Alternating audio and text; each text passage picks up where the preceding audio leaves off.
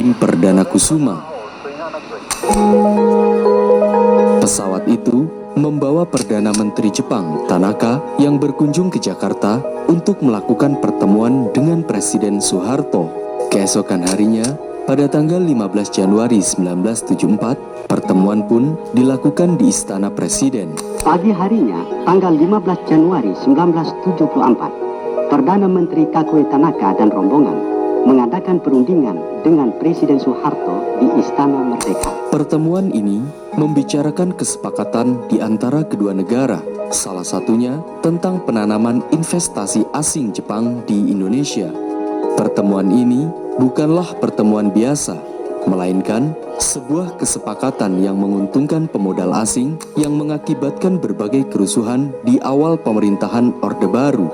Oleh karenanya, para aktivis, mahasiswa, dan pelajar melakukan long march atau demonstrasi dari Salemba ke kampus Trisakti. Namun, aksi ini direspon oleh aparat dengan aksi represif aparat terhadap para demonstran. Alhasil, belasan korban berjatuhan dan ratusan korban lainnya mengalami luka-luka.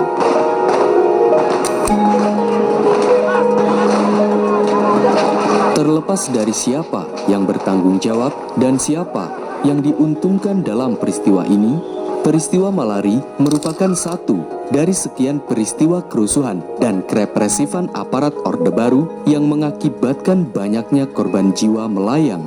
Bahkan, tidak sedikit pula yang hilang hingga saat ini. Video ini merupakan video episode kedua dari 2 seri tentang pemerintahan Orde Baru yang akan membahas tentang sisi gelap pemerintah Orde Baru atau yang dikenal dengan Orde Militer dengan tangan besinya.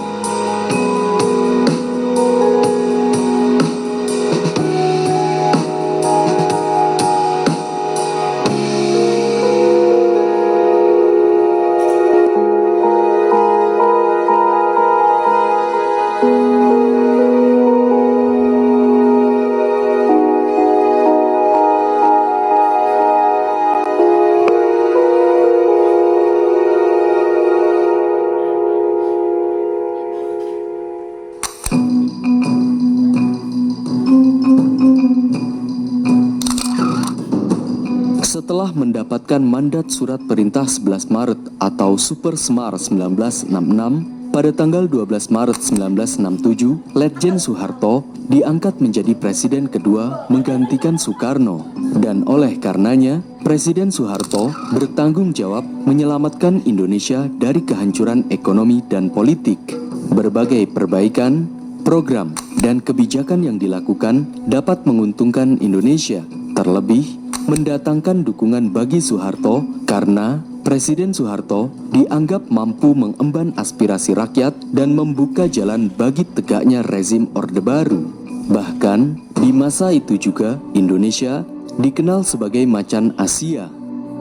Namun, meski mempunyai sisi gemilang yang dinilai mampu memajukan Indonesia, rezim Orde Baru juga menyimpan sisi gelap selama puluhan tahun demi memastikan stabilitas dan kelanggengan rezimnya. Pada akhirnya, Presiden Soeharto yang berlatar belakang militer itu bertransformasi menjadi sosok pemimpin yang otoriter. Bahkan, ia tidak segan-segan menyingkirkan siapapun yang dinilai mengancam kekuasaannya. Sebagaimana menurut Salim Said dalam menyaksikan 30 tahun pemerintahan otoriter Soeharto, dengan kebijakan tangan besi bersarung sutra, secara perlahan Presiden Soeharto dapat mengontrol negara. Hal inilah yang membuat Presiden Soeharto mendapat julukan Presiden Si Tangan Besi. Gaya tangan besi Soeharto sebenarnya sudah nampak di masa awal ia menjadi presiden. Pada tahun 1967 hingga tahun 1970-an misalnya, pemerintah Orde Baru menangkap dan menahan sebanyak 50.000 hingga 100.000 orang yang dianggap PKI tanpa proses peradilan. Bahkan tak sedikit pula korban melayang atas nama pembasmian PKI atau dalam genosida 1965.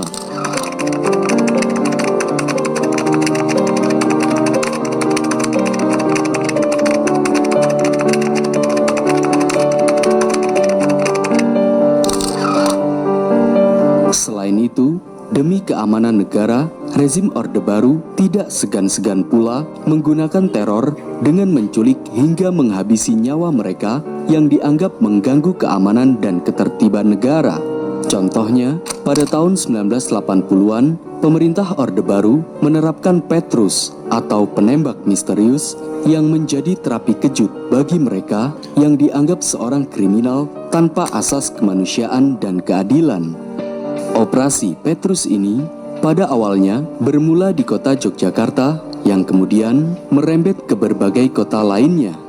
Tercatat jumlah korban Petrus sejak tahun 1980 hingga tahun 1985 mencapai lebih dari 1.000 orang meninggal dunia, baik dengan diculik hingga dihabisi secara langsung. Walaupun tindakan yang dilakukan bertujuan untuk menjaga keamanan dan ketertiban negara, namun Petrus atau penembak misterius ini merupakan tindakan yang tidak bisa dibenarkan. Karena dalam negara demokrasi, seorang kriminal haruslah diproses secara hukum dalam sebuah peradilan dengan tanpa menghilangkan asas kemanusiaan.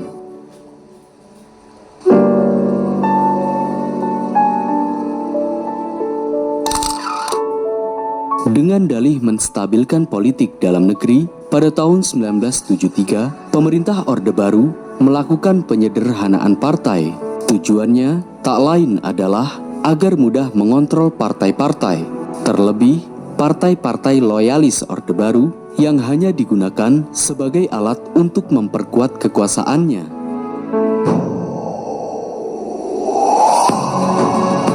Menurut pemerintah Orde Baru, ketidakstabilan politik yang terjadi pada masa pemerintah sebelumnya disebabkan oleh sistem kepartaian yang banyak yang mengakibatkan mereka sulit untuk bersatu, sehingga banyak pertarungan partai politik yang tidak sehat dan membahayakan. Untuk mengatasi yang dianggap oleh Orde Baru masalah di pemerintahan sebelumnya, di masa Orde Baru, partai-partai politik harus berfusi dalam 3 partai. Di antaranya, Partai Persatuan Pembangunan atau PPP, Partai Demokrasi Indonesia atau PDI, dan Golongan Karya atau Golkar. Ironisnya, kebijakan ini justru semakin memperkuat dan mendominasi kekuasaan Orde Baru. Akibatnya, tidak ada satupun partai oposisi terhadap pemerintahan. Mengingat di masa itu, menjadi oposisi pemerintahan sama dengan menenggelamkan dirinya. Hal ini terlihat dalam pemilu-pemilu yang dilakukan, yang mana orang-orang yang mencalonkan diri dalam pemilu sudah ditentukan oleh pemerintah sendiri.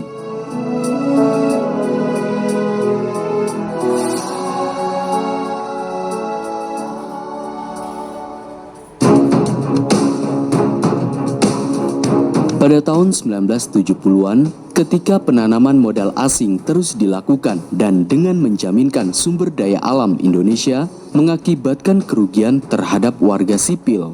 Oleh karenanya, pada tahun 1974, saat Perdana Menteri Jepang datang ke Indonesia untuk membicarakan kerjasama tentang investasi Jepang di Indonesia, membuat ribuan aktivis, mahasiswa, dan pelajar melakukan demonstrasi besar-besaran dan long march dari Salemba menuju kampus Trisakti.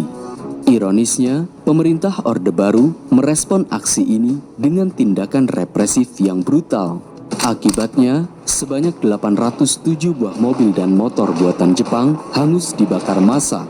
Selain itu, sekitar 11 orang meninggal dunia dan 300 orang lainnya mengalami luka-luka.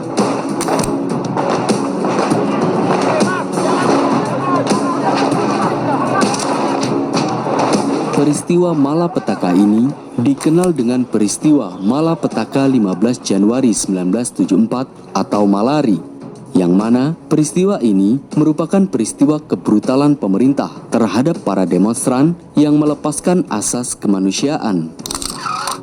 Tak lama setelah peristiwa Malari, pemerintah Orde Baru kembali melakukan tindakan represif dan pembungkaman. Terbukti sebagaimana dalam rahasia-rahasia Ali Murtopo, sebanyak 775 orang ditahan dan sejumlah jurnalis serta beberapa tokoh penting yang terlibat dalam peristiwa Malari seperti Hariman Siregar juga ditangkap tanpa melalui proses peradilan. Selain dalam peristiwa Malari, menjelang pemilihan presiden, para mahasiswa kembali melakukan demonstrasi pada tanggal 23 Maret 1978. Tujuannya yakni menuntut berbagai masalah serius terkait etika politik yang tidak sehat yang dilakukan oleh rezim Orde Baru. Selain itu, mereka juga mengkritik pelaksanaan kampanye yang dilakukan Presiden Soeharto dan pola rekrutmen anggota legislatif mulai dari DPRD hingga MPR DPR, termasuk masalah pemilihan gubernur dan bupati di daerah-daerah yang dinilai mencoreng nilai-nilai demokrasi dan keadilan. Akibat berbagai aksi demonstrasi yang dilakukan oleh para aktivis dan mahasiswa, pemerintah Orde Baru akhirnya merespon kondisi ini dengan serius. Oleh karenanya, pemerintah Orde Baru menempatkan militer ke dalam kampus dan memberlakukan kebijakan normalisasi kehidupan kampus atau NKK. Akibatnya, tak sedikit para mahasiswa yang ditangkap oleh militer. Dengan kesempatan yang mulia ini, ingin menyampaikan permintaan maaf yang sebesar-besarnya kepada siapa saja yang merasa dikecewakan atau tidak terpenuhi harapannya selama 5 tahun ini. Tindakan pemerintah Orde Baru ini oleh beberapa sejarawan dinilai sebagai tindakan yang mencerminkan pemerintah otoriter dengan tangan besinya. Di lain sisi, untuk melanggengkan kekuasaannya, pemerintah Orde Baru juga kian membungkam pers. Setidaknya, sebagaimana dalam pers di masa Orde Baru, sekitar 12 penerbit media dicabut izinnya, seperti Harian Kami, Nusantara, Mahasiswa Indonesia, hingga The Jakarta Times. Pemberedelan pers ini menurut pemerintah Orde Baru sebagai upaya agar informasi-informasi yang disampaikan dilakukan dengan objektif. Namun, pada dasarnya, hal ini merupakan suatu dalih pemerintah Orde Baru untuk membungkam oposisi dan peringatan terhadap dunia pers.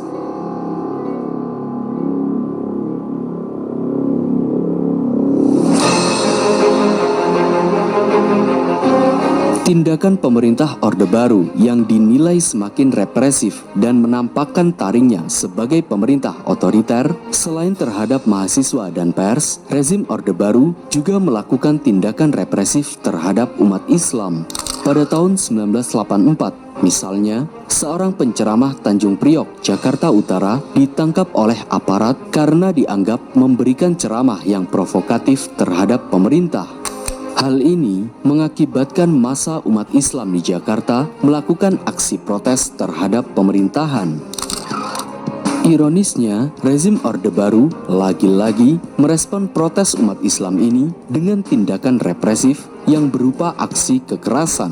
Pada tanggal 12 September 1984 di Tanjung Priok misalnya, aparat kian membalas para demonstran umat Islam dengan aksi kekerasan. Akibatnya, lebih dari 100 orang meninggal dunia serta ratusan orang lainnya mengalami luka-luka. Selain itu, 400 orang ditangkap tanpa diadili, termasuk AM Fatwa. Menurut pemerintah Orde Baru yang bertanggung jawab atas kekejaman ini sebagai tindakan terhadap mereka yang melakukan tindakan yang bertentangan dengan azas tunggal Pancasila.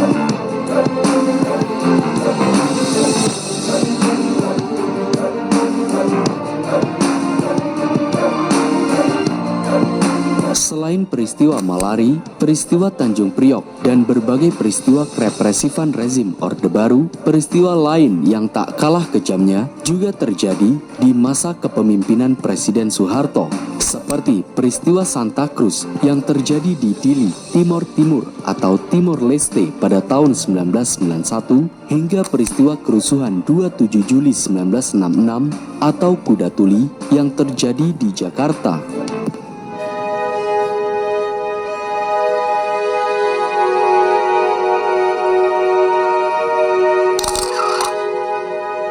Berbagai peristiwa dan tragedi yang mewarnai masa rezim Orde Baru mencerminkan bahwa pemerintah Orde Baru merupakan pemerintah yang otoriter. Bahkan, proses politik pada masa pemerintahan Soeharto juga sangat tidak transparan dan bersifat nepotisme, baik dalam bidang politik, ekonomi, hukum, sosial, dan budaya. Akibatnya, masyarakat menilai bahwa rezim Orde Baru mengabaikan demokrasi dan kebebasan dalam berpendapat hingga tidak adanya pembelaan hak asasi manusia. Kediktatoran pemerintahan Orde Baru yang dipimpin oleh Soeharto memiliki salah satu ciri politik yang khas, yang bahkan beberapa di antaranya bertahan hingga saat ini. Di antaranya korupsi, kolusi, dan nepotisme dalam pemerintahan atau praktek KKN. Kala itu, Presiden Soeharto dengan leluasa memanfaatkan hasil-hasil pertumbuhan dan pembangunan bersama keluarga dan kroni-kroninya, seperti proyek perbankan, real estate, telekomunikasi, mobil nasional, jalan tol, sampai pembangkit listrik. Maraknya praktek korupsi, kolusi, dan nepotisme dalam tubuh birokrasi, lembaga-lembaga negara, dan perusahaan negara yang dilakukan oleh kroni dan keluarga Soeharto mengakibatkan meningginya kesenjangan sosial dalam masyarakat. Salah satu kasus dugaan korupsi besar Presiden Soeharto dan keluarganya, yakni adanya Yayasan Super Semar yang dibentuk pada tanggal 16 Mei 1974. Sebagaimana dalam kutipan surat kabar Tempo edisi 1 Oktober 2007, Yayasan Super Semar yang dibuat oleh Presiden Soeharto telah menyelewengkan dana yang terkumpul lebih dari 3,78 triliun rupiah yang mengalir ke sejumlah perusahaan milik keluarga dan kroni Soeharto. Sebagai dalih untuk menutupi kasus korupsinya ini, Presiden Soeharto membungkusnya dengan berupa bantuan beasiswa yang ditujukan kepada para pelajar dan mahasiswa yang tidak mampu. Namun, dana beasiswa bantuan itu diselewengkan oleh Presiden Soeharto dan keluarganya. Selain kasus penyelewengan dana yang dilakukan dalam Yayasan Super Semar, kasus ini juga terjadi pada Yayasan Dana Sejahtera Mandiri. Sebagaimana dalam dugaan kasus korupsi Soeharto, pada tahun 1995, Presiden Soeharto mengeluarkan Kepres nomor 90 tahun 1995 yang isinya menghimbau kepada para pengusaha untuk menyumbangkan 2% dari keuntungannya untuk Yayasan Dana Sejahtera Mandiri. Sumbangan yang diberikan para pengusaha ini ditujukan untuk membantu keluarga-keluarga yang kurang mampu. Namun, Kejaksaan Agung kala itu mencurigai adanya indikasi penyimpangan penggunaan dana yang dilakukan Yayasan Dana Sejahtera Mandiri. In May 1998, Indonesia was feeling the brunt of the economic crisis sweeping East Asia. As rising unemployment and inflation created widespread hardship, disaffection rose at the Indonesian government's ineffectual policies and rampant corruption. Akibatnya, nilai tukar rupiah anjlok menjadi 15.000 per dolar, harga-harga melambung tinggi, hutang luar negeri mencapai lebih dari 163 miliar dolar, banyaknya bank bermasalah, serta pertumbuhan ekonomi merosot hingga minus 20% sampai 30%. Hal ini mengakibatkan pengangguran dan kemiskinan penduduk meningkat sangat tajam. Oleh karenanya, pemerintah Indonesia sempat memohon kepada IMF untuk memulihkan kepercayaan pasar dan menstabilkan kembali nilai rupiah. Awalnya, IMF menjanjikan paket bantuan sebesar 23 miliar dolar. Namun, IMF menunda bantuan tersebut dengan alasan Indonesia belum memenuhi sejumlah persyaratan.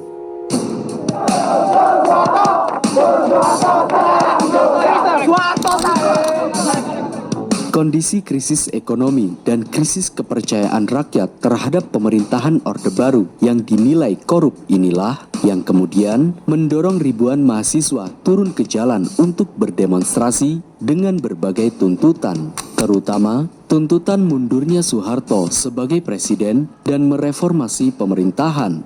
Pada tanggal 12 Mei 1998 misalnya, terjadi demonstrasi besar-besaran di kampus Trisakti Jakarta yang mengakibatkan 4 mahasiswa Trisakti meninggal dunia. Kerusuhan ini terjadi akibat memburuknya ekonomi di Indonesia yang mengalami inflasi hingga 77%. Students from major universities throughout the archipelago organized massive rallies calling for fresh elections and effective measures to combat the crisis. The Trisakti tragedy triggered a wave of rioting, killing hundreds during the next 2 days. Pada tanggal 14 Mei 1998, ribuan mahasiswa dari berbagai perguruan tinggi di seluruh Indonesia terus-menerus berdemonstrasi di berbagai kampus di Jakarta yang merembet ke berbagai kota-kota yang lain seperti Solo, Surabaya, Medan, Makassar, dan Padang. This was only the latest incidents of Indonesia's student rising to voice the aspirations of the people and being beaten down for their trouble. Puncaknya, pada tanggal 19 hingga tanggal 21 Mei 1998, para aktivis dan mahasiswa bersama-sama rakyat berdemonstrasi di jalan-jalan untuk menuntut Presiden Soeharto mundur dari jabatannya. Singkat kisah, di hari itu juga atau pada tanggal 21 Mei 1998, atas desakan berbagai pejabat dan tokoh serta ultimatum yang ada, Presiden Soeharto menyatakan mundur dari jabatannya sebagai presiden yang telah berkuasa selama 32 tahun. More than 30 years later, after massive popular revolt, General Soeharto finally falls. Saya akan berhenti dari jabatan saya sebagai Presiden Republik Indonesia. Terhitung sejak saya bacakan pernyataan ini,